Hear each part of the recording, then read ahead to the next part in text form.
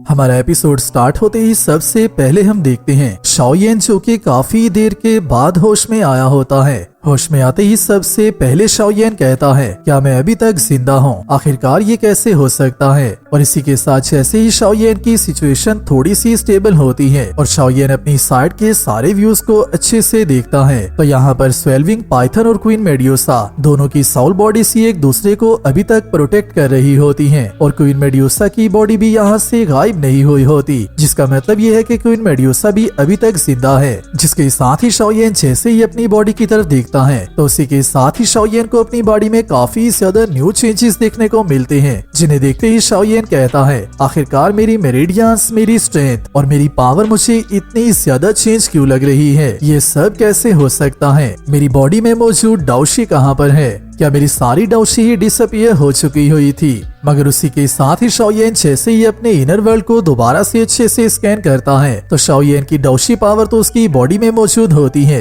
मगर अभी के लिए फॉलन हार्ट फ्लेम की पावर को रेजिस्ट करने के लिए शाओयेन की बॉडी को डाउशी पावर की जरूरत ही नहीं होती। जिसके साथ ही शाओयेन इस कंक्लूजन पर आता है कि शायद से शाओयेन की यहाँ पर रहते हुए बॉडी काफी ज्यादा चेंज हो चुकी है और इस इन्वायरमेंट में रहने के लिए काबिल हो चुकी है। और इसी के साथ ही शाओयेन जैसे ही दोबारा से अपनी डाउशी को वियर करता है तो शाओयेन के डाउशी विंग्स भी बाहर आ चुके होते हैं, जिनका कलर काफी ज्यादा चेंज होता है। जहाँ से एक बात तो कंफर्म हो जाती है कि शाओयेन जितनी देर भी यहाँ पर रेस्ट कर रहा था या फिर अनकॉन्शियस फॉर्म में मौजूद था, तब के वक्त शाओयेन की स्ट्रेंथ अपने आप ही इंक्रीज होती रही है, जिसके पीछे की रीजन फॉलन हार्ट फ्लेम की एनर्जी है, जो कि किसी भी ऑब्जेक्ट की पावर को इंक्रीज करने में हेल्प करती है, चाहे फिर वो ऑब्जेक्ट कॉन्शियस फॉर्म में मौजूद हो या फिर अनकॉन्शियस फॉर्म में मौजूद हो। जिसके साथ ही शाओयेन मास्टर से कहता है, मुझे ऐसा लगता है कि अभी के लिए हमारे मरने का टाइम नहीं हुआ, हम लोग अभी भी सरवाइव कर सकते हैं। मगर उसी के साथ ही शाओयेन की सेकंड स्टोरेज रिंग यहाँ पर मौजूद नहीं होती, जिसे देखते ही शाओयेन काफी ज्यादा शॉक होता है और उसी के साथ ही कहता है, मेरी स्टोरेज रिंग कहाँ पर डिसअपियर हो गई है? मगर उसी के साथ जैसे ही शाओयेन अपनी साइड्स को चेक करता है तो उसी के साथ ही शाओयेन को ये गेस हो जाता है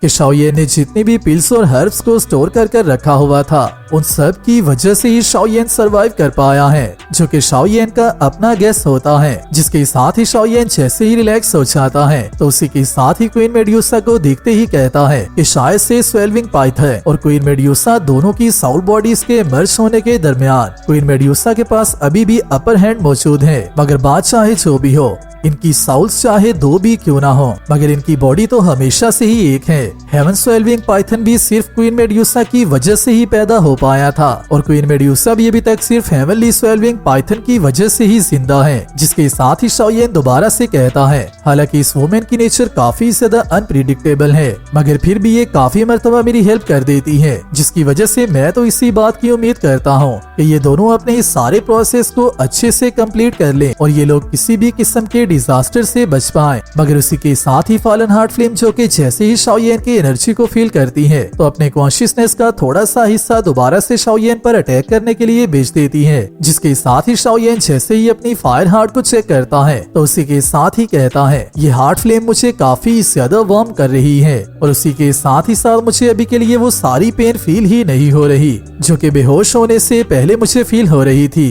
क्या कहीं ऐसा तो नहीं कि मैं इस सारे इन्वायरमेंट में रहने के काबिल हो चुका हूँ और मेरी बॉडी अपने आप को इस इन्वायरमेंट में रखने के लिए ही डिजाइन कर चुकी है? तो फिर अगर अभी के लिए फॉलन हार्ट फ्लेम मुझे कोई भी नुकसान नहीं पहुंचा सकती तो इसका मतलब ये है कि अभी के लिए मेरा बदला लेने का टाइम आ चुका है। जिसके साथ ही शाओयेन और फॉलन हार्ट फ्लेम दोनों ही दोबारा से एक दूसरे के आमने सामने आ जाते हैं और इसी के साथ ही शाओयेन कहता है, मुझे ऐसा लगता है कि अभी के लिए तुम्हारी फायर पावर मेरा कुछ भी नहीं बिगाड़ सकती। और यहाँ पर शाओयेन डेफिनेटली फॉलन हार्ट फ्लेम को मॉक करने की कोशिश कर रहा होता है, जिसे देखते ही फॉलन हार्ट फ्लेम दोबारा से शाओयेन पर अटैक करने लगती है। मगर उसी के साथ ही शाओयेन अपनी पावर का यूज करते हुए उसे डिफेंड करने लगता है और उसी के साथ ही कहता है, तो क्या तुम अभी के लिए आउटसाइड और इनर साइड दोनों साइड से ही मेरे ऊपर अटैक करना चाहती हो? मगर क्या तुम्हें इस बात का पता है कि तुम्हारी ये ओल्ड ट्रिक्स मेरे ऊपर अभी के लिए काम नहीं करने वाली? और इसी के साथ जैसे ही फॉलन हार्ट फ्लेम दोबारा से अपनी फायर एनर्जी का यूज करते हुए शाओयेन पर अटैक करती है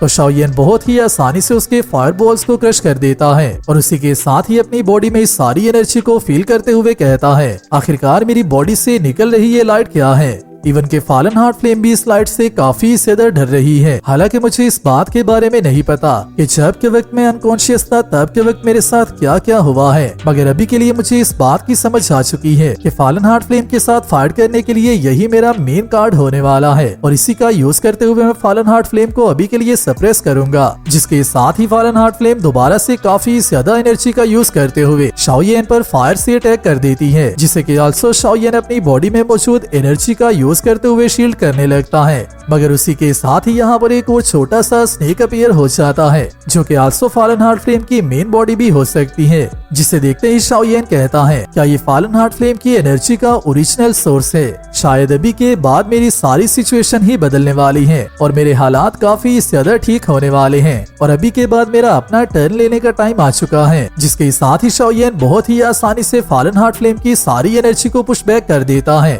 और उसी के साथ ही अपने डोशी विंग्स का यूज करते हुए फॉलन हार्ट फ्लेम की इस लिटिल बॉडी का पीछा करने लगता है, जो कि शाओयेन को अपने पीछे आता देखकर वहां से भागने की कोशिश कर रही होती है। मगर हालांकि ये स्नेक काफी ज्यादा फास्ट भी होता है, बट यहाँ पर आल्सो शाओयेन की स्किल्स भी काफी ज्यादा इम्प्रूव हो चुकी होती हैं और उसी के साथ ही साथ शाओयेन 3000 लाइटनिंग मूव्स का यूज कर रहा होता है, जिसकी वजह से शाओयेन की स्पीड और भी ज्यादा इंक्रीज हो जाती है और कुछ ही देर की स्ट्रगल के बाद शाओयेन बहुत ही आसानी से इस लिटिल स्नेक को पकड़ लेता है। मगर जैसे ही शाओयेन इस लिटिल स्नेक को पकड़ता है तो इसी के साथ ही ये स्नेक शाओयेन को रेजिस्ट करने की काफी ज्यादा कोशिश तो करता है, मगर इसकी पावर शाओयेन की स्ट्रेंथ का मुकाबला नहीं कर पा रही होती, जिसके साथ ही शाओयेन दोबारा से क्वीन मेड्यूसा को देखते ही कहता है मुझे ऐसा लगता है कि क्वीन मेड्यूसा कुछ ही देर के बाद अपनी बॉडी को वापस कंट्रोल करने के काबिल हो जाएगी और जब के वक्त ऐसा होगा तो तब के वक्त क्वीन मेड्यूसा बहुत ही अच्छी 2 सॉन्ग प्रैक्टिशनर बन सकती है। मगर उसी के साथ ही शाओयेन दोबारा से अपनी सिचुएशन पर आते ही कहता है अभी के लिए मेरा 2 टाइप्स ऑफ हेवनली फ्लेम्स को कंबाइन करने का टाइम आ चुका है और इसी के साथ ही मास्टर से बेस्ट विशेस की उम्मीद करते ही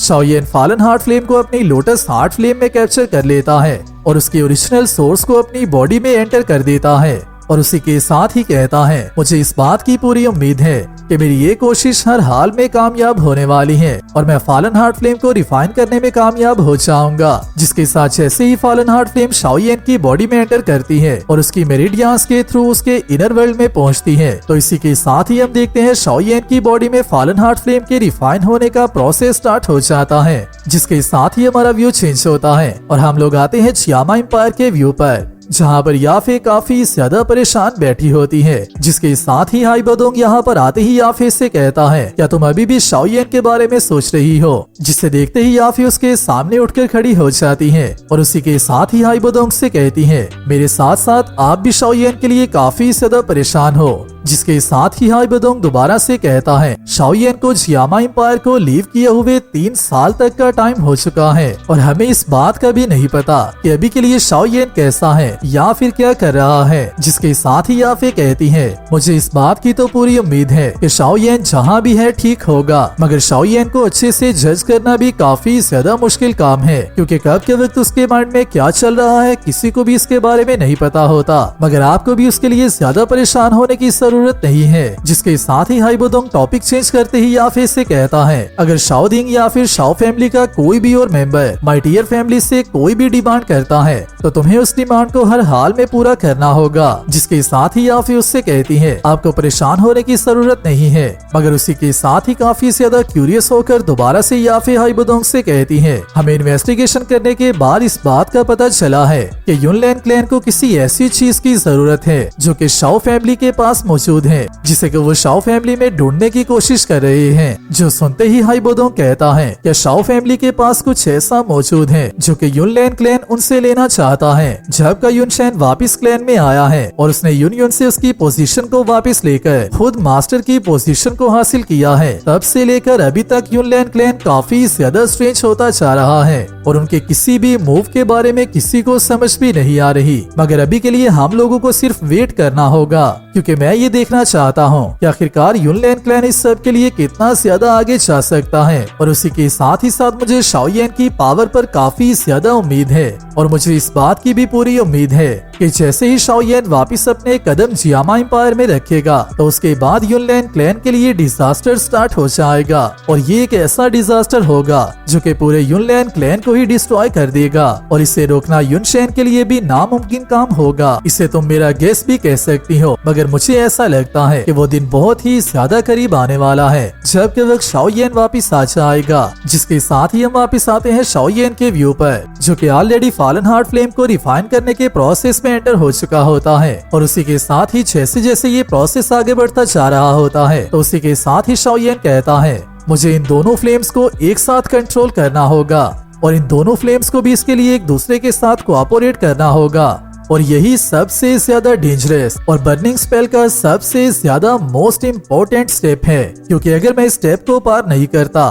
तो फिर मैं बर्निंग स्पेल को मास्टर नहीं कर सकता। मगर वहीं पर हम देखते हैं शाओयेन के इनर कॉन्शियसनेस में, जहाँ पर ये दोनों फ्लेम्स ही एक दूसरे को रिजेक्ट कर रही होती हैं और कॉन्टिन्यूसली एक दूसरे के साथ फाइट करती जा रही होती हैं। इवन के ये दोनों फ्लेम्स शाओयेन के कंट्रोल में भी नहीं आ रही होती, जिन्हें देखते ही शाओयेन कहता है इन दोनों हेवनली फ्लेम्स की एक दूसरे के लिए रिजेक्शन काफी ज्यादा स्ट्रॉन्ग है। इस बात में कोई भी शक नहीं है कि कोई भी अल्केमिस्ट एक से ज्यादा हेवनली फ्लेम को प्रैक्टिस नहीं कर सकता और ना ही उसे कंट्रोल कर सकता है, क्योंकि दोनों हेवनली फ्लेम्स एक दूसरे को रिजेक्ट करने में काफी ज्यादा स्ट्रॉन्ग होती हैं। और अगर तो मैं बर्निंग स्पेल को मास्टर नहीं कर पाता तो उसकी वजह से मेरी लाइफ भी खतरे में जा सकती है, और अगर तो मैं इन दोनों को कंबाइन करने में कामयाब हो जाता हूँ तो उसके बाद ही मेरे बचने के कोई चांसेस मौजूद हैं। जिसके साथ कुछ ही देर की स्ट्रगल के बाद फाइनली ये दोनों फ्लेम्स एक दूसरे के साथ कंबाइन हो जाती हैं और थोड़ा सा कोऑपरेट करना स्टार्ट कर देती हैं, और अनएक्सपेक्टेडली शाओयेन का फॉलन हार्ट फ्लेम को ऑब्जॉर्व करने का प्रोसेस जितना लगता था उससे ज्यादा आसानी में कंप्लीट हो जाता है, जो होते ही इवन शाओयेन भी काफी ज्यादा शॉक होता है और उसी के साथ ही कहता है फॉलन हार्ट फ्लेम को रिफाइन करने में कामयाब हो चुका हूँ। तब के वक्त मुझे मेरे एम्पायर से सिर्फ इसलिए निकाल दिया गया था कि तब के वक्त मैं किसी काम का भी नहीं था, मेरी वर्थ किसी ट्रेश से ज्यादा नहीं थी और मेरे पास कोई मास्टर भी नहीं था। और यहाँ पर आने के बाद मुझे इस बात का पता भी चला था कि मेरी शाओ फैमिली की जान भी खतरे में है और उन सब को एक्सटर्मिनेट कर दिया गया हुआ है। मगर तब से लेकर अभी तक सिर्फ मैं वेट ही करता आया हूँ और धीरे धीरे अपनी प्रैक्टिस करता आया हूँ, और ये सारी प्रैक्टिस और इतना ज्यादा इंतजार में सिर्फ आज के दिन के लिए ही कर रहा था, क्योंकि आज के दिन मेरा फर्स्ट स्टेप बहुत ही आसानी से कंप्लीट हो चुका है और मेरा इतनी देर का गुजरा हुआ टाइम भी वर्दी साबित हुआ है। मेरी ये सारी मेहनत जाया नहीं गई। जिन सब बातों की वजह से जैसे ही शाओयेन काफी ज्यादा मिस हो रहा होता है तो उसी के साथ ही अपनी थोड़ी सी एनर्जी को रिलीज करता है, जिन्हें के जैसे ही शाओयेन कंबाइन करते हुए यूज कर रहा होता है तो कुछ ही देर का कोऑपरेट करने के बाद दोबारा से ये दोनों फ्लेम्स एक दूसरे के साथ कोऑपरेट करने में मुश्किल करने लगती हैं और एक दूसरे को रिजेक्ट कर रही होती हैं। और उसी के साथ ही साथ जबकि अभी शाओयेन ने इन दोनों फ्लेम्स को कंबाइन किया होता है तो फिर शाओयेन को इन दोनों को एक साथ यूज करने में थोड़े से टाइम की प्रैक्टिस लगने वाली है।